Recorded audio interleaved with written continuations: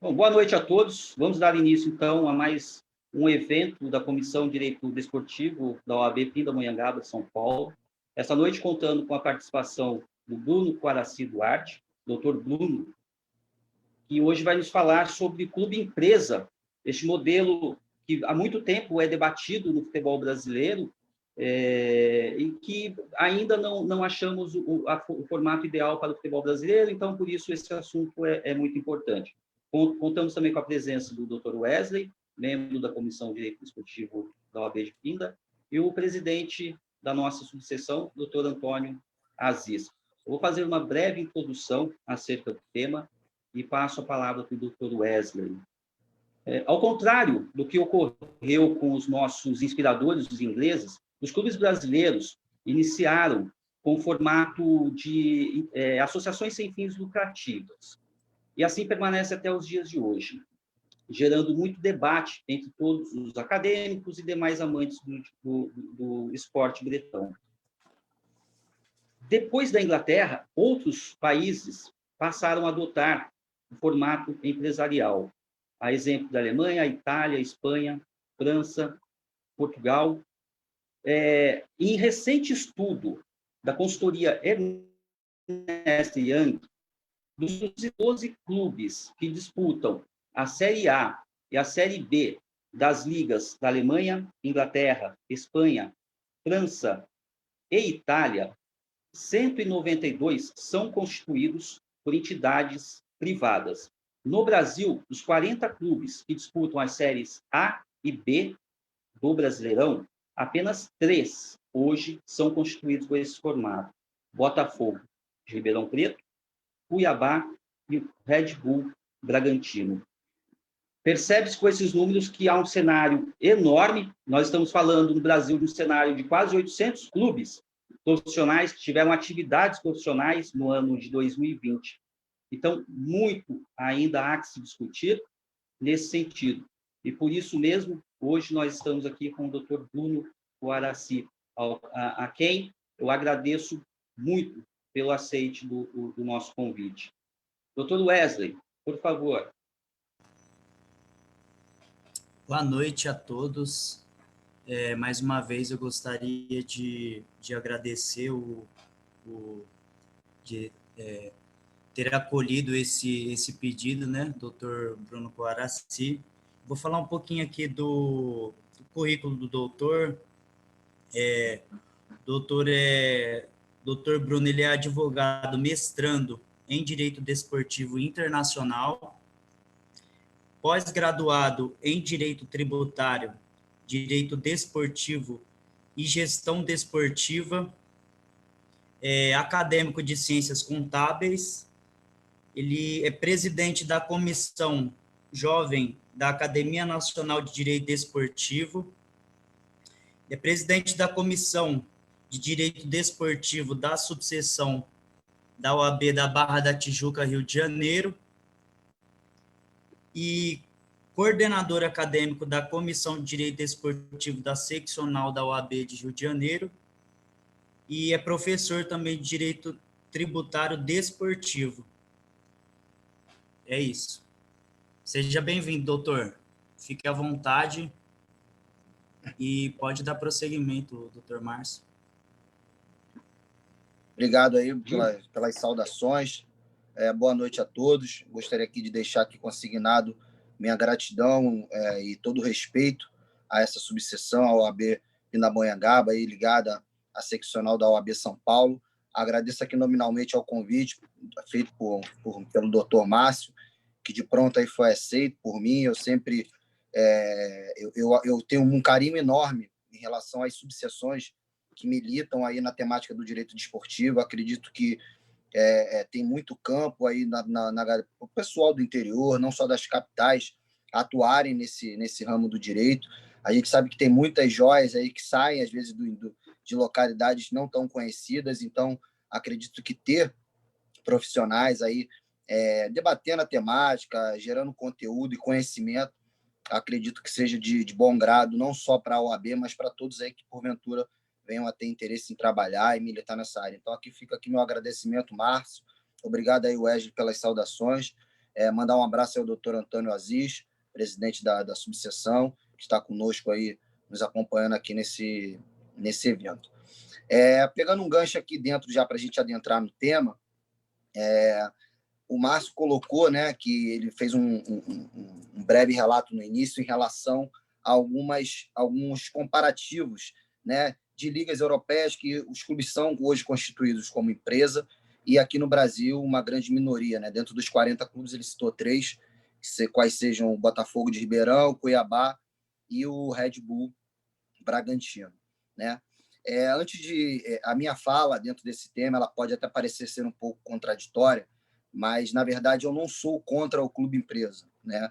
Embora eu seja tributarista de formação, tenho conhecimento hoje, inclusive um dos entraves que mais faz com que alguns projetos ligados à temática do futebol vá para frente é justamente a questão da tributação, hoje até um pouco superada, né? Essa estigma de que os clubes não pagam impostos, isso aí já caiu por terra. Os clubes sim pagam impostos, não são isentos a todos os tipos de impostos, são apenas alguns. E o que se traz hoje, na minha concepção, eu sou contra da forma com que é trazido, né? Como eu falei, eu não sou contra os clubes virarem empresa, até porque a retórica de quem tem essa premissa e quem apoia esse modelo societário empresarial, o que o associativo não deixa de ser, que isso aqui fique bem claro, não deixa de ser uma empresa, ela apenas tem, na verdade, ao final do seu resultado, que seja mensal ou seu resultado anual, ela não gera lucro, e sim superávit. Então, acredito que, pela isenção que hoje as associações civis elas possuem, né, todo superávit, ele, por lei, ele deve ser reinvestido na atividade. Então, aí está o argumento de quem é o apaixonado pelos clubes se tornarem empresa, porque eu até concordo, né, que quando você fala em investimento, né, o investimento você pensa, obviamente, em ter um lucro, né? E como a gente sabe que as associações civis sem fins lucrativos, elas não geram lucro e sim superávit, e esse superávit tem que ser reinvestido dentro dos objetos, né, principais que essa associação presta. Então, daí o meu ponto de concordância com o projeto. O que muito não me agrada, né, quando se fala muito em clube empresa aqui no Brasil, é quando se faz um comparativo com o modelo europeu, por exemplo, né? Não basta simplesmente eu chegar e colocar um tipo de casaco numa pessoa que está no frio da Rússia a menos 30 graus. Não, eu tenho que ter um casaco específico. Então, não adianta eu querer chegar, como alguns falam, né, e trazem sua retórica, o que eu extremamente respeito, a opinião de todos, mas eu não posso simplesmente pegar um modelo, primeiro, que deu, alguns acham que deu certo, na minha opinião, e a história diz isso, que de cara isso não deu certo. Quando, se eu não me engano, salvo engano, acho que foi em 2015, eu sou um pouco ruim, embora seja tributário, sou meio ruim de número, mas acho que foi em 2015 ou 2000 e alguma coisa, os clubes de futebol na Espanha, por exemplo, eles estavam extremamente endividados, né? E naquela época somente 4 clubes davam resultados positivos e tudo mais. E a lei espanhola, né? Houve um decreto real obrigando todas as associações civis sem fins lucrativos do futebol na Espanha se tornarem empresas, né? Com exceção dos clubes que davam resultados positivos, que eram na época o Barcelona, o Real, o Bilbao e o Osasuna. Então, assim, quando às vezes a gente vê algumas pessoas falando simplesmente mudar para a empresa vai resolver o problema do futebol brasileiro.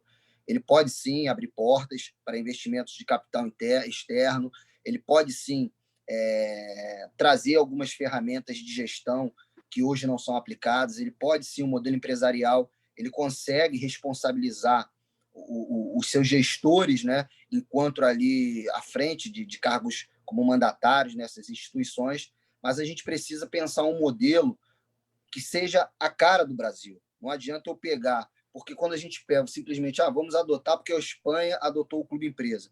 Apenas a título de curiosidade, quando aconteceu esse fato de todos os clubes terem sido obrigados a se tornarem empresas, coisa de 1 a 2 anos, dos 20 mais ou menos, clubes que se tornaram, né, empresa, 17 já estavam pedindo recuperação judicial.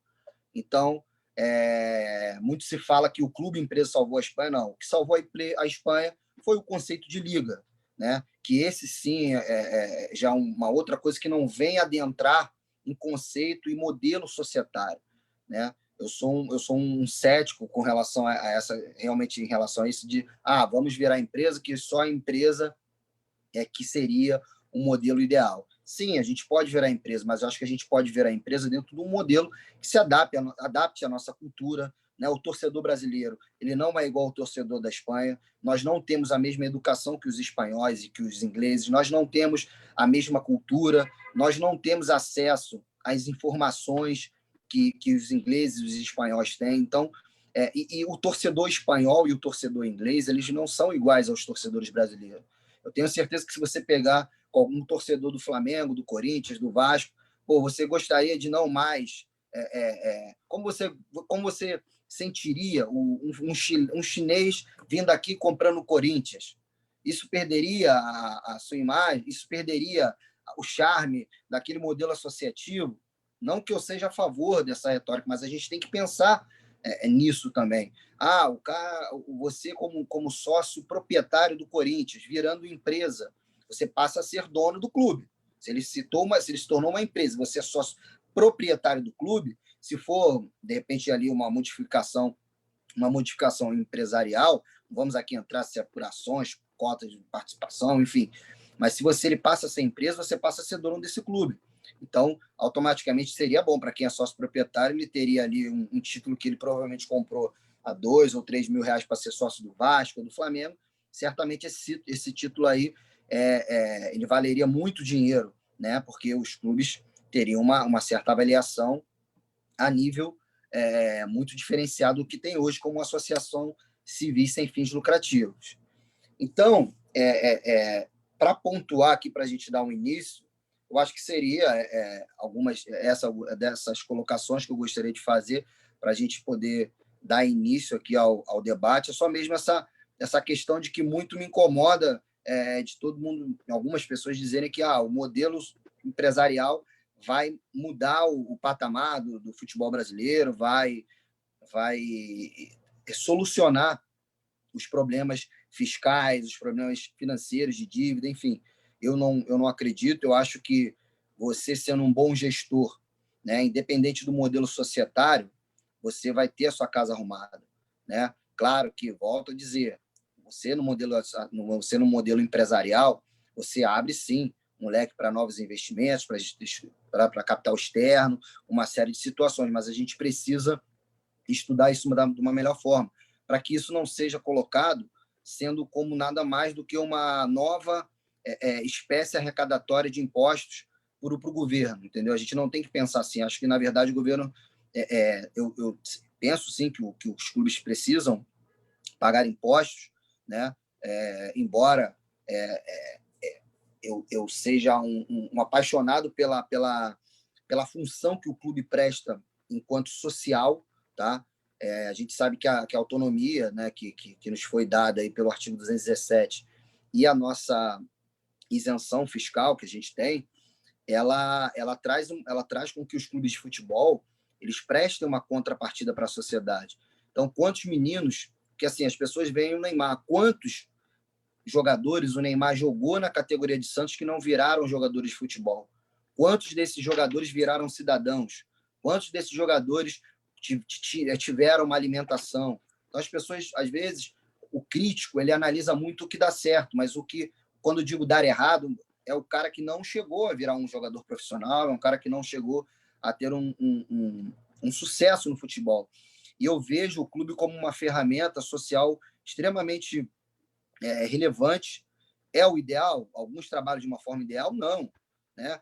Quem aqui não queria o seu filho podendo jogar uma categoria de base, não para ser jogador, né? Isso, quando eu digo categoria de base, a gente não só tem associação civil, embora que o tema seja futebol, mas a gente só não tem associação civil sem fins lucrativos no futebol. Você não quer teu filho em casa sem fazer nada, como a gente tem hoje, as crianças só jogando no videogame. Quem é que não quer o seu filho praticando esporte, né? Ele tendo disciplina, sabendo conviver em grupo, Então, assim, é uma série, né, tendo acesso a um colégio, às vezes no clube, ou às vezes tem clubes que pagam, né, escolas particulares. Pô, Bruno, mas isso é uma minoria. Sim, mas tem, né? Adolescentes que precisam cuidar da sua alimentação. Então, assim, é uma série de situações, na verdade, o clube ele aproxima muito, né, daquela famosa dignidade da pessoa humana, né, que a Constituição diz que os estados precisam dar, e o clube presta esse papel. E, às vezes, muita gente coloca como se os clubes fossem beneficiados com essa isenção fiscal que eles possuem. Na verdade, eu não vejo dessa forma. Eu acho que é uma troca, né? E isenção ela só é concedida onde ela há uma ausência do Estado. Então, eu penso que, acho que para a gente iniciar, eu posso, de repente, seguir, até fazer um comparativo do que a gente tem mais voltado nessa parte tributária, do que os clubes têm hoje e do que é trazido aí na proposta aí do projeto 5.082 de relatoria do deputado Pedro Paulo. Brunão, a propósito dessa adequação que você citou, não se pode simplesmente pegar o modelo da Rússia, por exemplo, país que você citou, e trazer e aplicar para o futebol brasileiro, dado todas as diferenças que já foram citadas. A primeira lei que trouxe o tema no Brasil foi a Lei 8.672 de 93, a Lei Zico. Foi a primeira a abordar sobre clube-empresa. A priori, de forma opcional, quem quisesse, se quisesse transformar, poderia se transformar. Mas a lei não trouxe elementos claros, não tocou no assunto tributário, por exemplo, não trouxe nenhum benefício para essa mudança.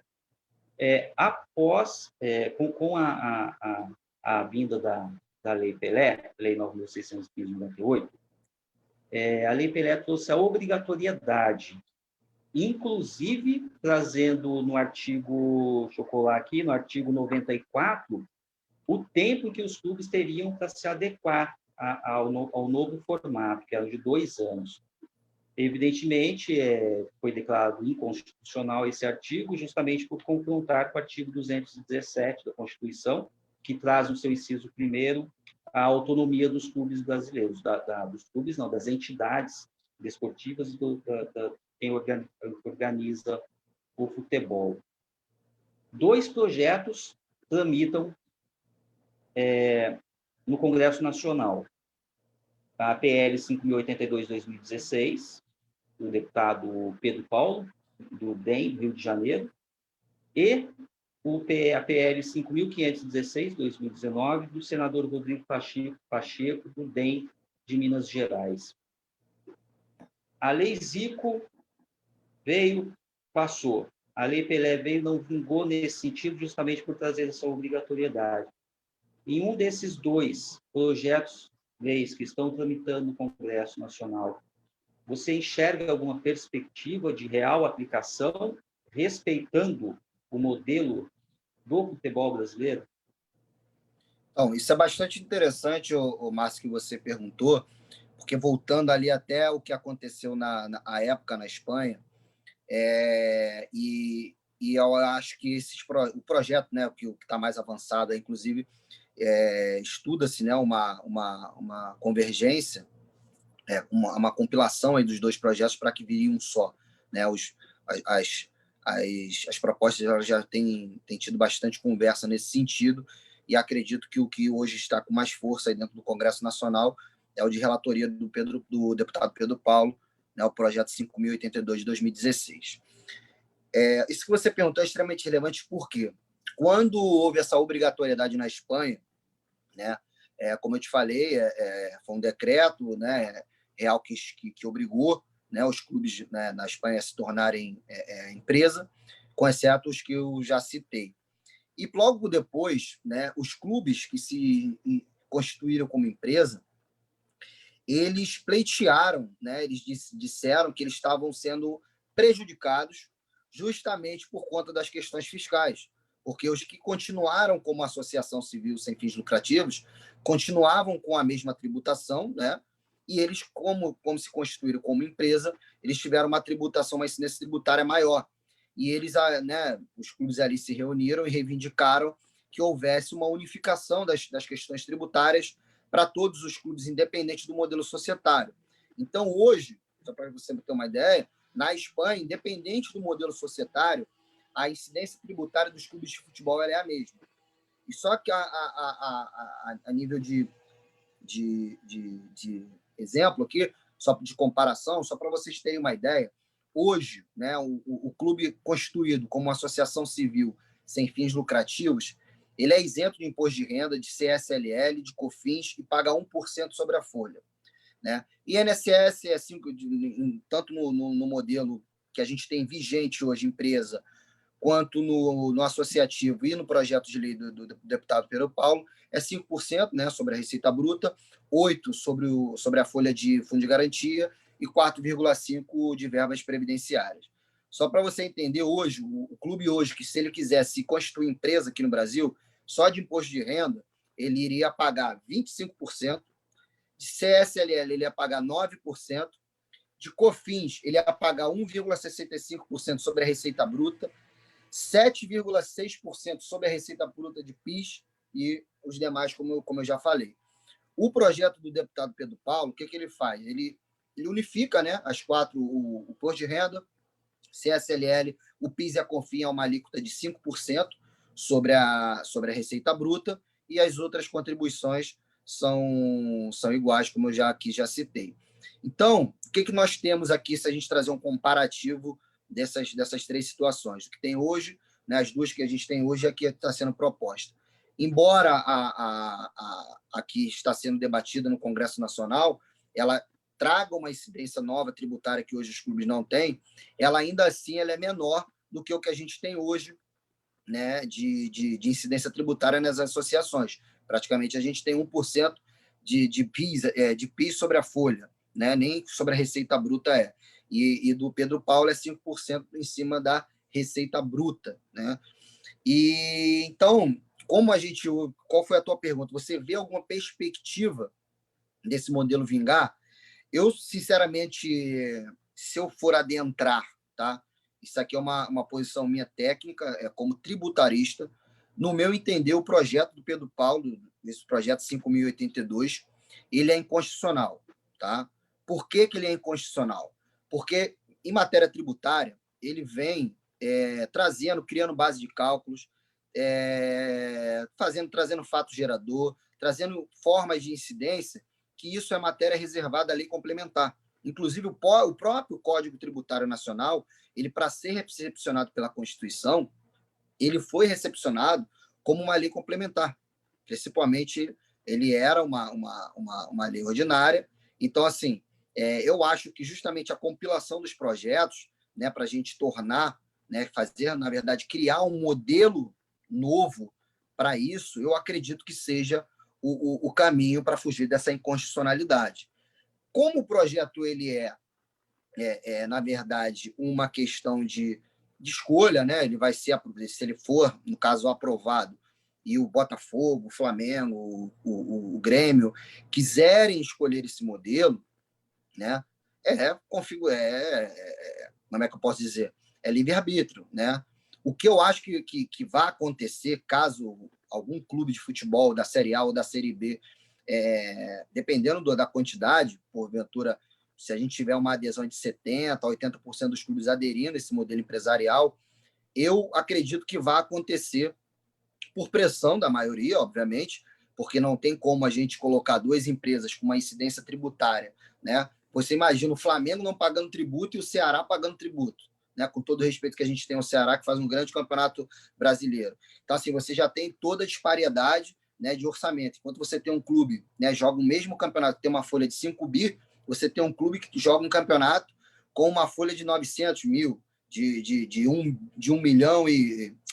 5 bi, não, desculpa, de 5 milhões. O Flamengo tem uma folha de 5 milhões.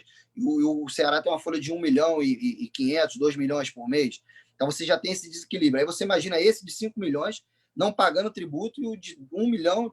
Então, assim, eu acredito que no futuro, esse projeto vingando e a gente realmente tendo uma adesão de grande parte dos clubes, eu acredito que essa isenção tributária que hoje existe para as associações de fins lucrativos, ela deva sofrer aí alguma novidade. Eu acredito que os clubes venham a perder, né? Porque não tem como, né? A gente também vai depender dos clubes, né, que porventura venham a aderir.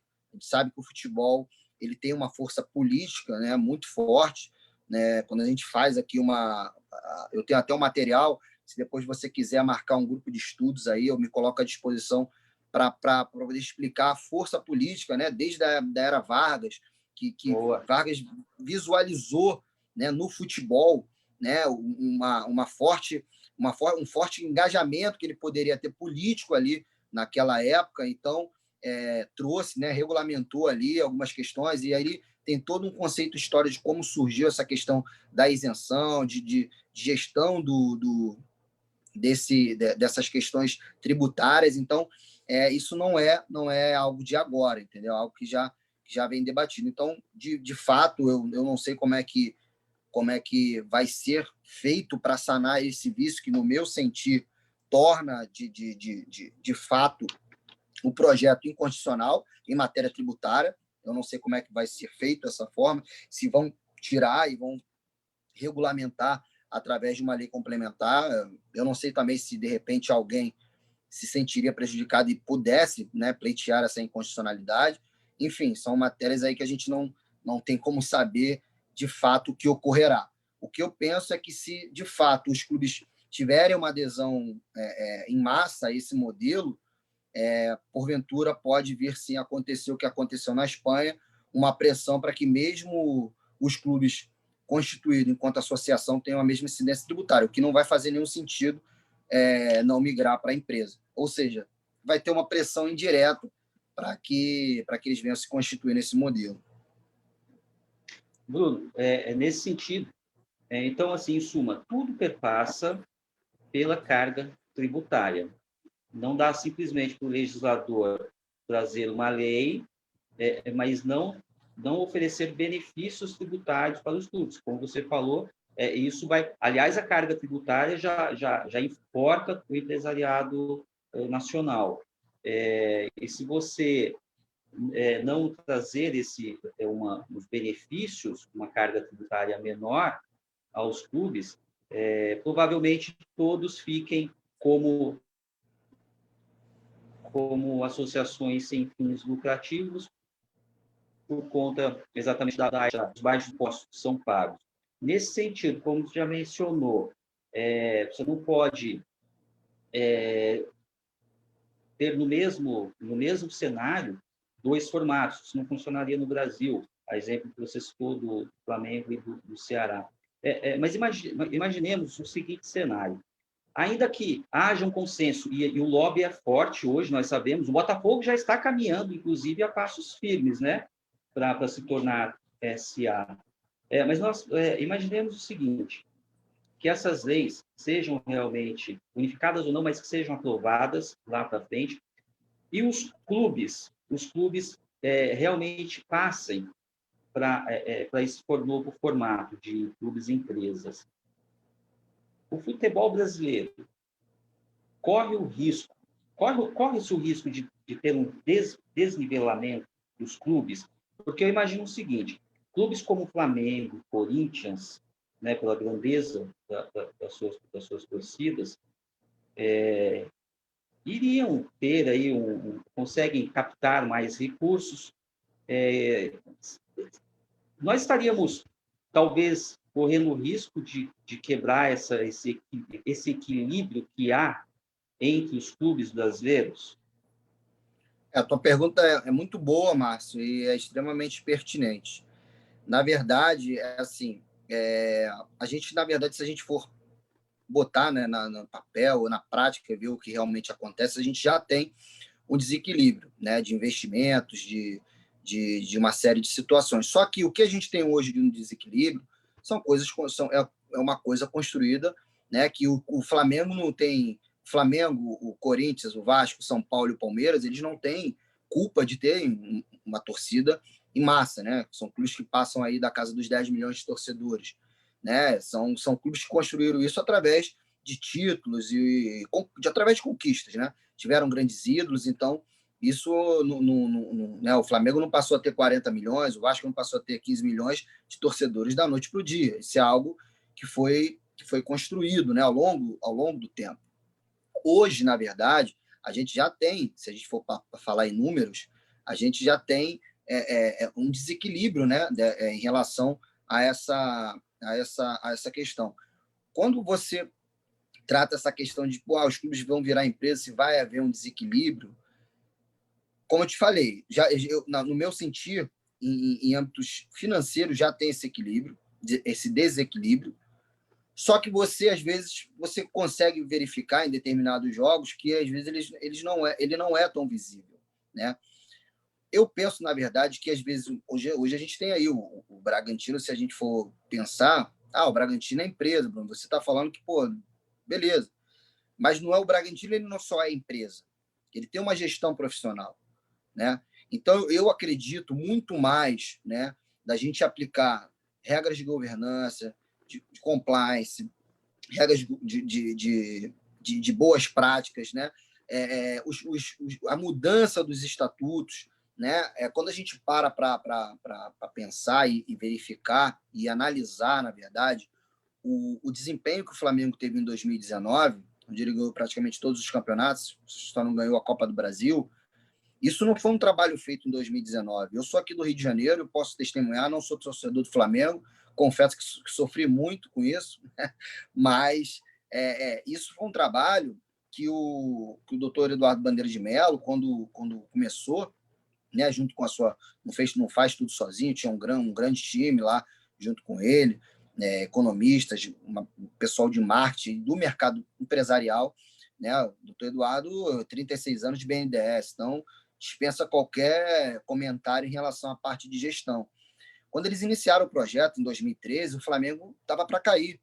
O Flamengo, eles ali, cortando gastos, a torcida botando pressão, e eu tive vendo uma live do Dr. Valim, que era o VP de Finanças do Flamengo, e numa reunião tinha uma parte, não, vamos contratar, e eles decidiram ali, não, se o Flamengo, olha, eu estou falando do Flamengo, que nunca caiu. Se o Flamengo tiver que cair, vai cair, mas nós não vamos abandonar o nosso projeto. E não abandonaram, e está aí o resultado. Um clube rentável, né, que se os outros não acompanharem, vai ficar aí brigando. Se vai ganhar todo ano, a gente não sabe, né? Eu acho que é difícil, ninguém ganha tudo. Difícil. O Vasco já teve grandes times, o Corinthians já teve grandes times, o Palmeiras não tem como ganhar tudo.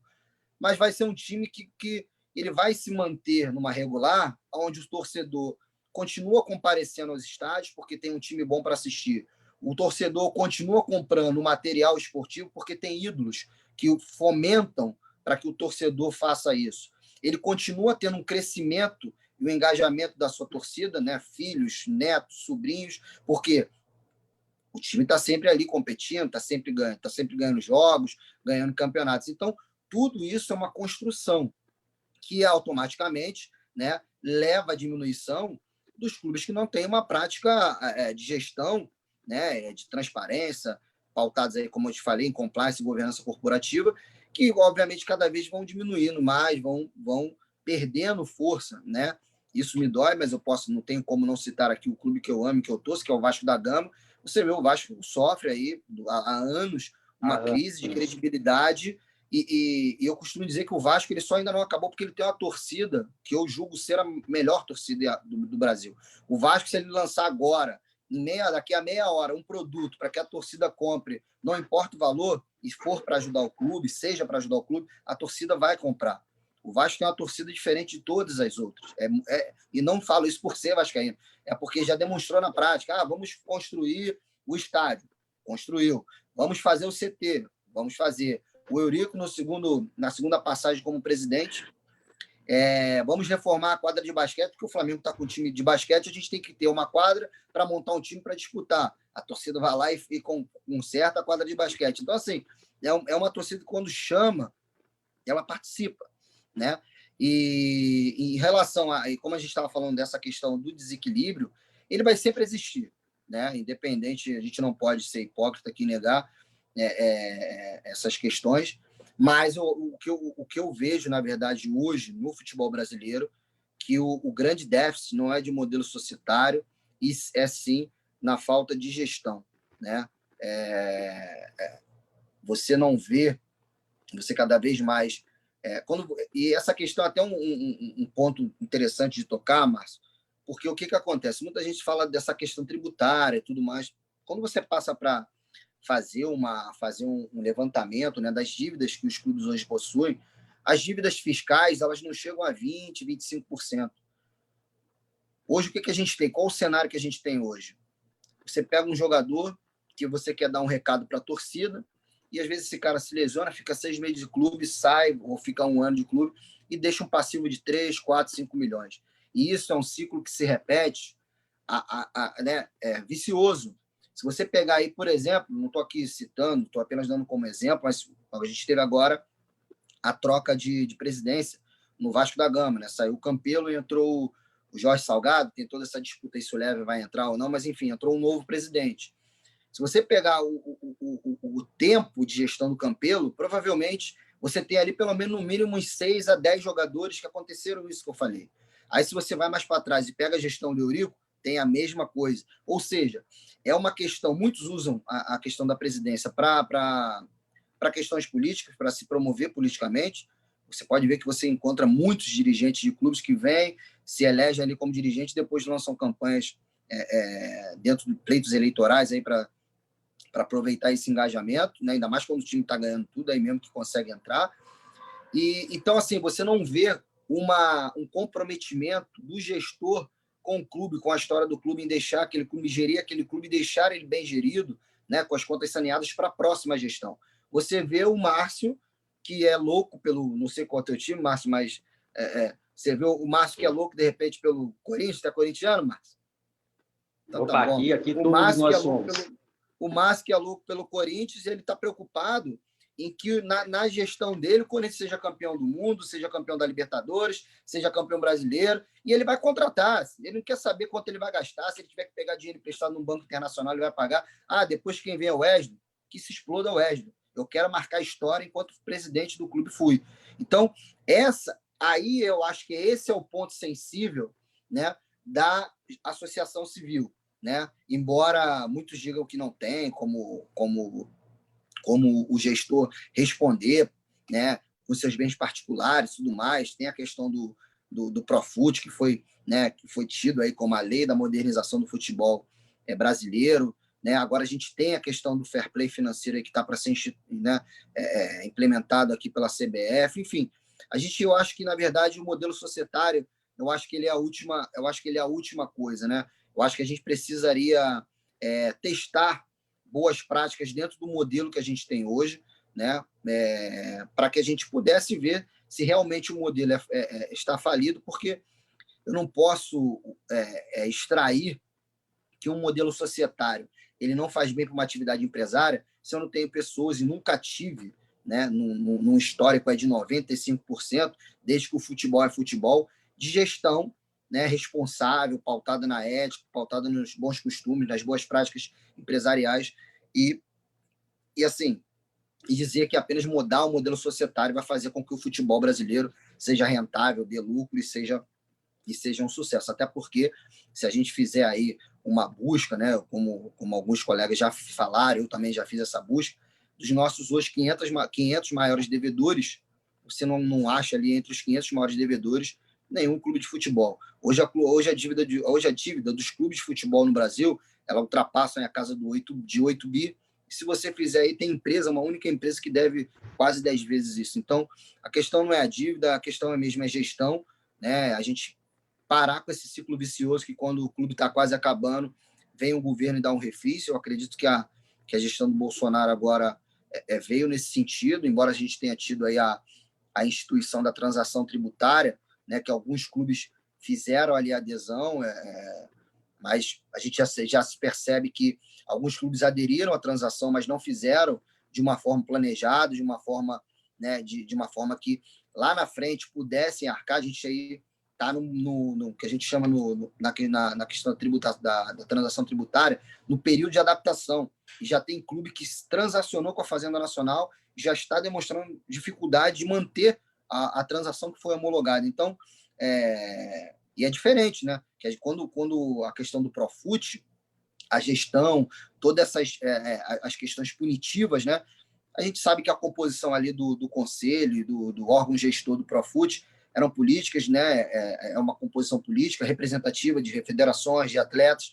Então, acaba que a gestão, né, a aplicação das sanções nunca foram tão eficazes. Né? Depois de muita cobrança, a gente teve, né, como foi o caso do Cruzeiro, que foi excluído do Profut, que aderiu à transação não por mera liberalidade, porque não tinha outra opção a não ser essa para sanear suas contas, mas a gente já percebe alguns clubes com dificuldade, porque para você se manter transacionado, né, você não pode, se você vier a ter novas dívidas escritas, dívida ativa, né, escritas, após a homologação, você tem um prazo de 90 dias para regularizar, e uma série de outras situações. Você não pode ter mais atrasos na questão do fundo de garantia dos clubes, e isso aí tem toda hora. Então, será que foi feito um planejamento dentro das receitas que queriam entrar? Então, na verdade, eu não posso dizer, né? Eu não estive na adesão e na regulamentação de alguns clubes que fizeram. Eu sei que Corinthians, Curitiba, Cruzeiro, acho que Botafogo, Santos, acho que também foram um dos clubes que fizeram. Tem mais alguns que eu não me recordo, mas que aderiram à transação tributária aí, visando dividir, né? Melhor parcelar um pouco mais e sanear aí as contas dos clubes. Bruno, presidente, palavra sua. Boa noite, Bruno. Por favor. Deixa eu aproveitar aqui, Fala, porque é muito interessante, porque a gente acompanha futebol e a imprensa alternativa. Quando não se conhece, todo mundo é favorável à transformação do clube em empresa. Agora, você, dissecando um pouquinho, eu já não vejo com bons olhos também, assim, né, nessa forma de tributação. Você tem razão, né? Muito bem pontuado, você foi ali na espinha dorsal do problema. Essa é uma questão. Segunda questão seria a seguinte: você falou que os maiores 500 clubes devedores não são clubes de futebol, mas todas as equipes de futebol hoje são devedoras, né? Como é que daria para fazer partir para transformar num clube empresa, mesmo devedora, e são cifras altas, dependendo do clube, são cifras, assim, creio eu, que são bem altas, quiçá impagáveis até, né? Obrigado aí, doutor Antônio, pela participação. Os comentários extremamente pertinentes. Na verdade, é até bom a gente deixar claro, né? Quando se fala em clube empresa, as pessoas trazem, mas na Inglaterra é clube empresa, na Espanha é clube empresa, na Holanda é clube empresa. Beleza, se realmente lá os clubes são, a sua grande maioria são empresas, mas a grande maioria, o Barcelona, o Real Madrid, o Manchester United, o Manchester City, o Tottenham, todos eles têm dívidas fiscais, todos eles têm dívidas trabalhistas, todos eles têm dívidas como os clubes brasileiros. Se eu não me engano, acho que o Manchester United ele tem uma dívida de 700 e poucos mil euros, milhões de euros. Então, eu não cravo aqui, mas eu fiz para um artigo que eu estava escrevendo, e aí eu tive que dar uma parada por questões profissionais, mas eu fiz um levantamento, né? E os clubes lá devem, como os clubes aqui brasileiros. O grande problema que eu vejo primeiro é a demonização, né, que trazem para os clubes de futebol, como se os clubes de futebol fossem beneficiados por não pagar, por ter a isenção tributária que tem. Como aqui já citei, é inegável a contribuição social que os clubes prestam para a sociedade, e não cabe aqui mais uma vez repetir. Com relação ao que você disse, em relação aos clubes pagarem sem, na verdade, mudar a empresa, ou se a gente poderia criar algum mecanismo para ter o adimplemento, né, dessas dívidas, mantendo o modelo. Isso é uma questão muito debatida, doutor Antônio, inclusive porque muitos né? Os clubes, eles são alguns gestores, né? Os clubes não, porque os clubes não têm ações, e seus mandatários. Eles, quando eles necessitam, né, de ajuda governamental e uma série de situações, a tão chamada autonomia trazida pelo 217, ela é mitigada. Então, assim, para me ajudar, eu dou uma mitigada. Mas quando você quer intervir na minha sociedade, na minha autonomia, seja econômica, seja empresarial, seja de gestão, eu tenho autonomia, você não pode estar de se meter, né?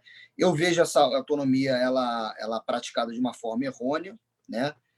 Tudo isso que você perguntou foi, inclusive, a ideia trazida pelo Profut. Se você, a Lei 13.155, se eu não me engano, me corrija aí se eu estiver errado, ela traz uma série de situações, boas práticas e tudo mais. Só que tem essa questão de você não conseguir, né? Ela traz ali uma questão de uma punição de gestão temerária.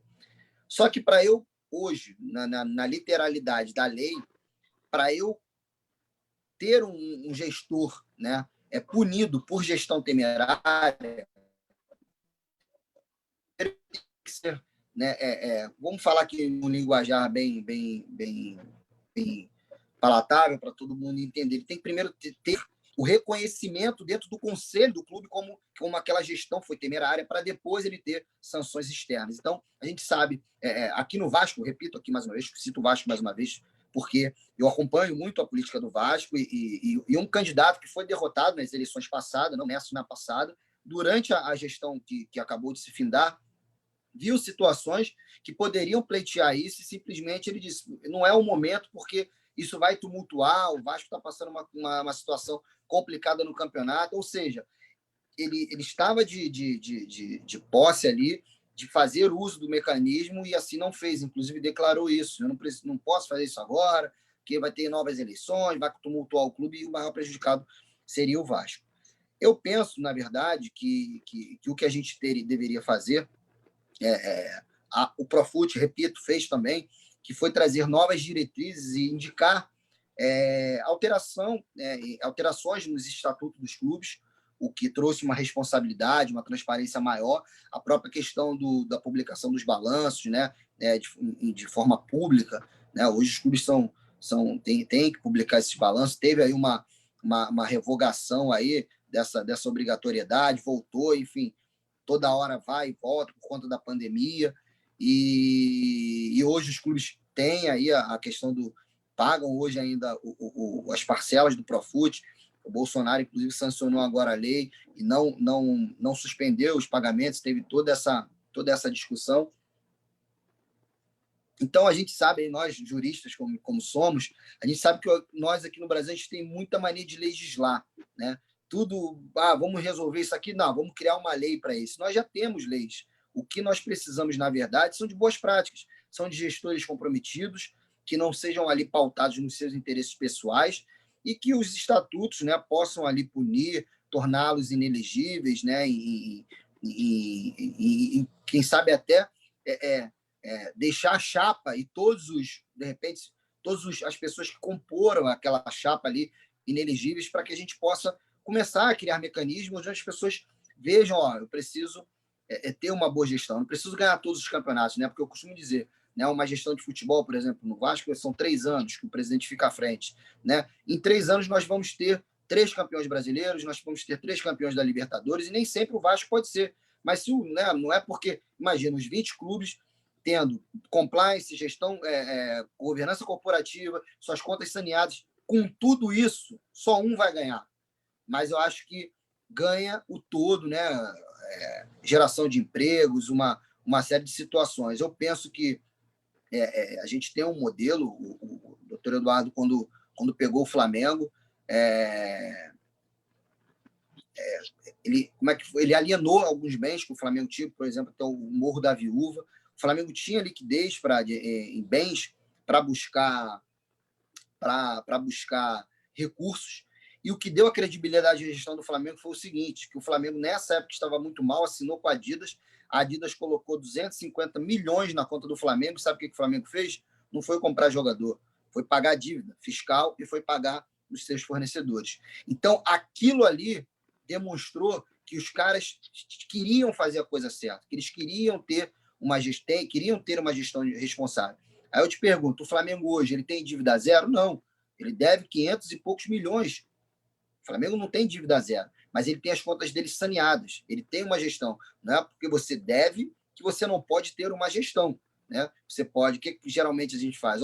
Eu devo cartão de crédito, eu devo o carro financiado, eu devo a parcela da casa. Alguém chega para você e fala assim, cara, você tem 5 mil de parcela. Vamos fazer o seguinte, eu vou te dar aqui um empréstimo, você vai pagar para mim 2 mil, vai sobrar desses 5 aí, você vai sobrar 3, você investe e você me paga os 2 mil, a gente amplia esse prazo. Só que assim, quando você faz isso, você tem ali um compromisso de adimplir aquelas obrigações. E é o que o Flamengo faz hoje. O Flamengo não faz mais. Ele fez apenas um planejamento onde hoje ele consegue arcar com seus compromissos, tudo isso passando na época, sem um tostão furado, né? Credibilidade para o mercado, isso foi, obviamente, ao longo do tempo se materializando, né? Quantas e quantas vezes, eu não sei se vocês acompanham bem o futebol do Rio de Janeiro, mas o doutor Eduardo Bandeira de Mello cansou de ser vaiado no Maracanã. O Flamengo não é empresa, o Flamengo não é isso. E quando o Flamengo estava disputando a final da Libertadores, ele foi ovacionado na arquibancada lá no Peru. Por quê? Os torcedores reconheceram que o que o Flamengo estava vivendo naquele momento foi ele que sangrou lá atrás, foi ele que foi chamado de maluco, foi ele que foi... até latinha, copo de cerveja tacaram no doutor Eduardo Bandeira de Mello na arquibancada do Maracanã. Então, só que é o que eu falei, o Flamengo estava quase caindo em 2013 e eles falaram que se o Flamengo tiver cair, deixa cair. Nós não vamos abandonar o projeto. Não abandonou e hoje está do jeito que está. Então, é uma questão de também não sofrer, né, os mandatários não entrarem nessa pressão da torcida, o que é muito, muito complicado. Né? Quem está dentro do futebol sabe que não é... que às vezes descamba, né, para questões até perigosas, né? Envolve família. A gente já viu aí outro dia, não sei se tem um ano isso, o volante aí do Palmeiras, acho que hoje está até no Etihad, eu esqueci agora o nome dele, passeando com a esposa dele, com o cachorro, e simplesmente um torcedor vem xingar o cara com a esposa dele, né? É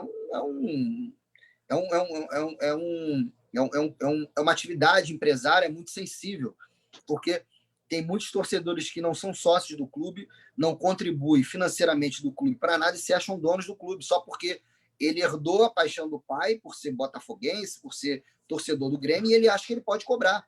Ele acha que ele pode ir lá e encontrar o cara na rua, porque o cara perdeu o pênalti na final, e chegar o cara. Né? O cara está ali num momento de lazer com a família, jantando e tudo mais. Ele não entende que aquilo ali é um trabalho que o cara está tão chateado por ter perdido o pênalti como ele, que é torcedor que estava ali na arquibancada. Então, aí volta a dizer, Wesley, até lá naqueles comentários que a gente fez lá no começo, é a questão de cultura. Será que a nossa educação permite que a gente tenha determinados mecanismos que são aplicados no futebol europeu aqui? Né? A gente sabe que tivemos lá na Inglaterra os hooligans. Né? Hoje você vê o futebol inglês, não tem uma grade, tem ali só de publicidade, ninguém vai de campo. Bruno invade uma vez ou outra. Casos esporádicos. Né? Antigamente era uma baderna, mas por quê? Houve uma interação do poder público em criminalizar a conduta, né, em cadastrar. Né? O Wesley, hoje, se ele for, de repente, dependendo do estádio que ele vai lá, briga, dá um soco no máximo, ninguém acontece nada, se a polícia não pegar ele conseguir fugir, no domingo que vem ele está lá no jogo de novo. Entendeu? A gente não tem. Isso são questões, quando eu falo de gestão, não é só do clube, é de um todo. Né? São as federações, a CBF, a gente precisa ter uma colaboração, embora a CBF faça muito, né? Embora as pessoas achem que não, né? A gestão aí do Tocabloco, é fora de sério, entendeu?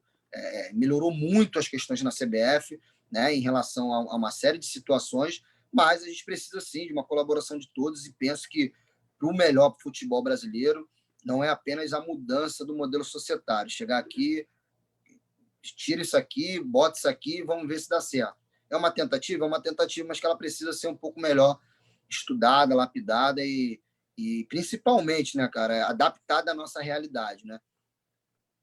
Bruno, estamos caminhando aqui para o final. Eu quero focar no último aspecto aqui. Acho que o ponto fulcral da história é realmente a gestão. porque nós temos ótimos exemplos na sociedade sem fins lucrativas. Os melhores, os maiores exemplos são exatamente o Real e o Barça. E temos exemplos que foram mal sucedidos também na sociedade anônima, no clube empresa. Acho que talvez o maior exemplo seja o caso da Fiorentina, da Itália, e após a família que administrava o clube, e após decretar falência, o Fiorentina foi salvo pelo prefeito da cidade de Florença, e o time voltou, teve que recomeçar lá da 4ª divisão do futebol italiano. Nesse sentido, observando que os nossos gestores são torcedores como nós, são pessoas apaixonadas pelo time, e assim o futebol brasileiro se consolidou, não é? Com meia dúzia de amigos que fundaram o clube. Por exemplo, o Corinthians foi fundado assim, por um grupo de operários, construíram o Corinthians, e hoje é essa marca que tendo em vista que são torcedores que administram o clube, muitas vezes com pouca experiência de gestão, enfim. O modelo alemão, que privilegia a 50% mais um da cota, ficam nas mãos da sociedade, do clube, ou seja, dos sócios do clube, impedindo assim que um magnata, como acontece no futebol inglês, por exemplo, chegue e compre o futebol alemão, e muitas vezes esse magnata, esse investidor, ele compra o clube e tira o clube ali daquela cidade, daquela região, muda a cor do clube, e acho que esse é o grande medo do apaixonado torcedor brasileiro, não é? É que, por exemplo, o torcedor veja o Corinthians na mão de um americano ou de um chinês, e esse investidor venha e transforme, tira a essência do Corinthians. Por tudo isso, o modelo alemão é realmente, como muitos pregam, o melhor modelo? É o modelo a ser seguido? Então, vamos lá. Essa questão do que você bem comentou, de ver um cara, beleza, e mudar a cor, eu ainda te digo mais. Você imagina eu, bilionário, eu simplesmente compro o Flamengo e decido acabar com o Flamengo. Eu não quero mais o Flamengo existindo. Eu sou vascaíno, eu quero que o Flamengo seja erradicado. Mas, pô, Bruno, por que tu vai fazer isso? Porque eu sou dono do Flamengo, eu comprei o Flamengo. Né? Dentro daquele modelo que a gente estava falando. Eu chego aqui, eu sou um milionário brasileiro, um bilionário brasileiro, eu comprei. Quanto que é o Flamengo? 20 bi? Tá bom, toma aqui o 20 bi, me dá o Flamengo, agora eu sou dono. O que você vai fazer com o Flamengo? Não sei, eu tenho 20 bi sobrando, eu não quero mais o Flamengo existindo. Eu quero que o Vasco agora seja o maior clube aqui do Rio de Janeiro, e que o Flamengo, e os torcedores do Flamengo que vão torcer para outro. Wesley.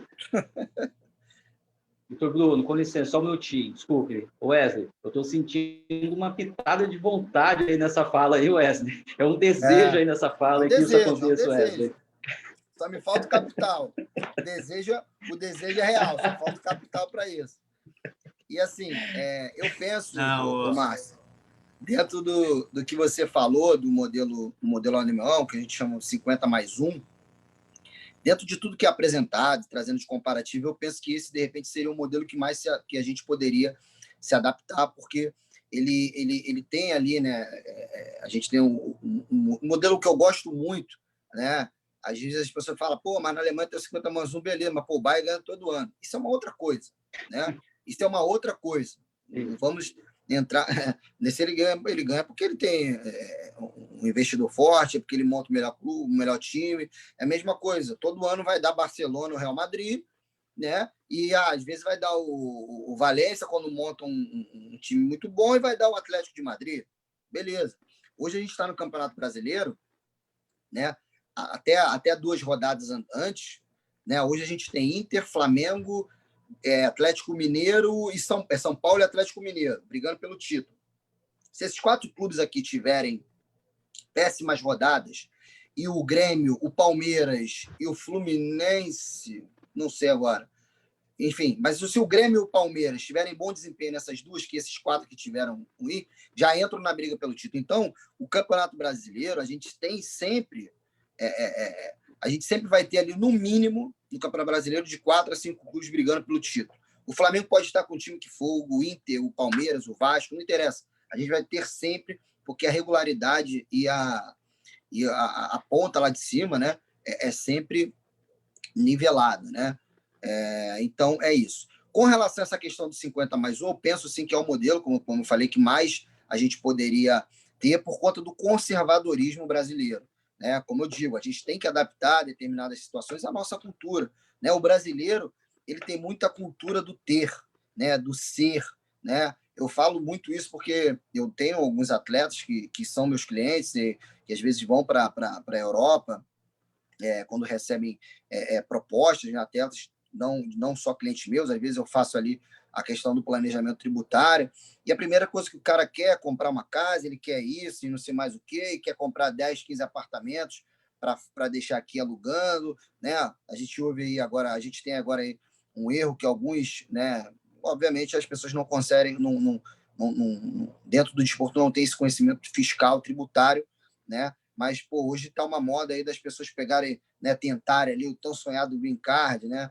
E, assim, tributariamente, você, quando tira o green card, você passa a ser considerado, para fins fiscais, americano. E você, americano, se você estiver na Lua e comprar uma bala, você vai ter que pagar o tributo daquela bala que você comprou lá na Lua para o governo americano, né?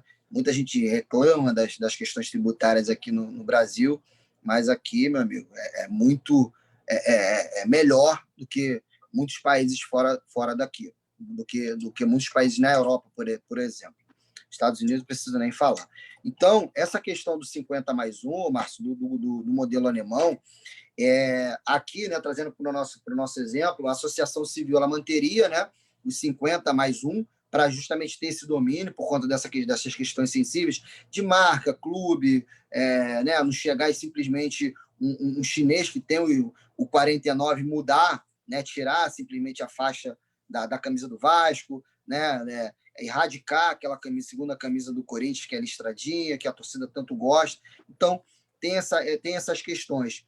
E dentro desse modelo, você também abre, né, para o mercado de capital, só que você vai ter que fazer de uma outra forma, como, na verdade, o associativo ele faz a gestão, né, e, na verdade, a outra parte que é o clube em si competitivo, que faz a captação, né, e uma série de situações, que vai abrir capital em bolsa. Aí vai variar, vai depender muito do que se vai trazer.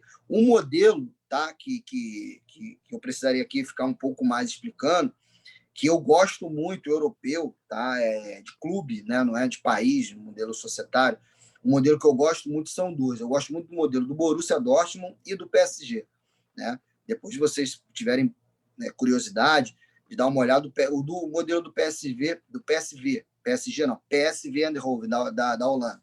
É um modelo que eu gosto muito, né, de gestão, e eu acho que as boas práticas praticadas nesses dois clubes seriam interessantes a gente adaptar ali, acho que seria um bom início para a gente adaptar aqui no futebol brasileiro.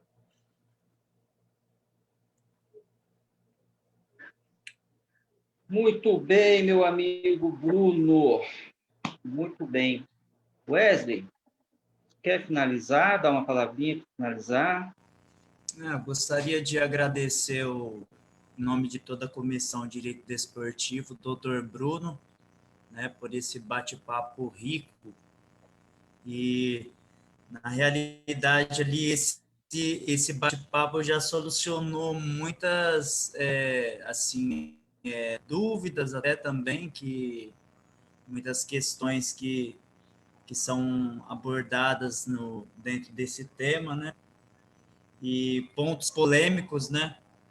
A questão da carga tributária, o doutor explicou certinho todos as nuances ali, questão da gestão. Na realidade, até as perguntas que eu anotei aqui já foram feitas, o doutor respondeu todas elas. Mas então seria só isso, seria um agradecimento por aceitar esse convite. E é isso, doutor. Muito obrigado. Obrigado aí, Márcio. Obrigado, doutor Wesley, doutor Márcio, doutor Antônio, que estava conosco aí. O que vocês precisarem aí da Comissão de Direito Esportivo da OAB Barra, aqui da seccional da OAB do Rio de Janeiro. Márcio, parabéns aí pelo projeto. Espero que você siga firme aí. O que você precisar de colegas, tá, do direito esportivo a nível nacional aí para que eu possa estar indicando, para trazer outras temáticas do direito do trabalho esportivo, do compliance desportivo, das questões aí das apostas esportivas, do direito penal desportivo, o que vocês precisarem aí, vocês podem contar comigo. Eu sei que às vezes vocês podem não conseguir ter acesso a alguns profissionais, mas eu me coloco à disposição, né? A gente tenta aí contribuir da melhor forma, não é porque eu estou aqui no Rio de Janeiro e aqui, na verdade, eu estou aqui até homenageando a nossa classe. Eu acho que a gente tem aí que cada vez mais estar unidos, abrindo portas, trazendo oportunidades aí para os jovens advogados, para os advogados que são interessados também na nossa temática desportiva, né? Eu entrei no direito esportivo, até um relato pessoal aqui, através de uma temática que eu já tinha uma formação, que era tributária, né? Dentro da deficiência que os atletas, os clubes e uma série de entidades de administração do desporto têm com essa temática da tributação, e acabou que eu me especializei também no direito desportivo e hoje eu milito aí ao lado de grandes amigos aí que a gente fez. Então, se vocês precisarem alguma situação de justiça desportiva, se vocês fizerem algum grupo de estudos e alguém tiver interesse, tá? Conta comigo aí para indicações, até mesmo fica aqui o meu agradecimento aí, o meu carinho aí, toda a minha deferência aí à OAB de Pindamonhangaba aí, que vocês aí bem representam aí, e faço o agradecimento aqui na pessoa do presidente que está aqui conosco até esse horário. Então, Antônio, obrigado aí por ceder aí seu espaço, da sua casa aí, e estou sempre às ordens. A OAB Barra, a OAB RJ e a Academia Nacional de Direito Esportivo está à disposição de vocês a que for preciso. Aziz, presidente, quer falar? Ô, Márcio, eu só queria agradecer você por nos dar essa oportunidade de ter um palestrante de tanto conhecimento num assunto tão delicado e debatido nos dias atuais. Não podia ser melhor a escolha do Dr. Bruno estar aqui hoje, né? Uma sexta-feira, 8 horas, das 7 às 8 aqui. Ó, Dr. Bruno, realmente o senhor foi muito feliz nas suas colocações, porque tem conhecimento de causa, sabe do que está falando, está de parabéns.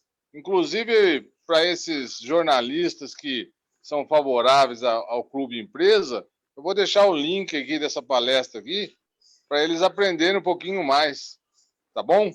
Só tenho mesmo a agradecer em nome da subseção de Pindamonhangaba, parabenizar o Dr. Márcio aí pela escolha do palestrante, né, que foi muito feliz, e desejar a todos um excelente final de semana. Muito Obrigado aí obrigado. mais uma vez. Pode acompanhar lá a gente lá nas redes sociais. A Academia Nacional de Direito Esportivo tem trazido aí alguns debates relevantes, e qualquer coisa, Márcio, se você precisar ir na comissão, Bruno, eu gostaria de ver uma webinar com o pessoal lá da NDD, a gente pode pautar aí para homenagear aí o interesse de vocês aí. E como eu disse, querendo a indicação de profissionais, só falar comigo, que eu tenho certeza que eu vou colocar grandes pessoas aí para contribuir com a temática de vocês aí, com a subseção como um todo. Tá bom? Obrigado, meus amigos. Fica aqui meu agradecimento aqui pela cordialidade muito obrigado, de vocês. Muito obrigado. Antes de encerrar, eu preciso fazer 2 observações. A primeira foi exatamente numa sexta-feira, a umas 20 horas da noite, que eu fiz o convite ao Bruno via LinkedIn, e ele aceitou de imediato, uma sexta-feira à noite.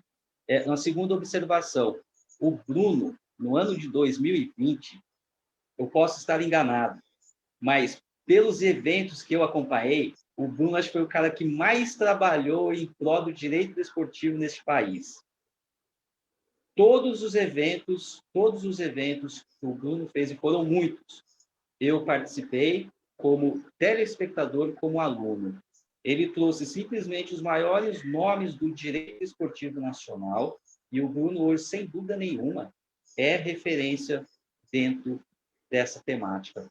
Por tudo isso, Bruno, assim, é enorme a minha gratidão pessoal e em nome do Direito Desportivo da OAB de Pindamonhangaba, São Paulo. Bruno, muito obrigado de coração. Dr. Wesley, obrigado mais uma vez pela companhia. Meu presidente, obrigado mais uma vez. Abraço a todos.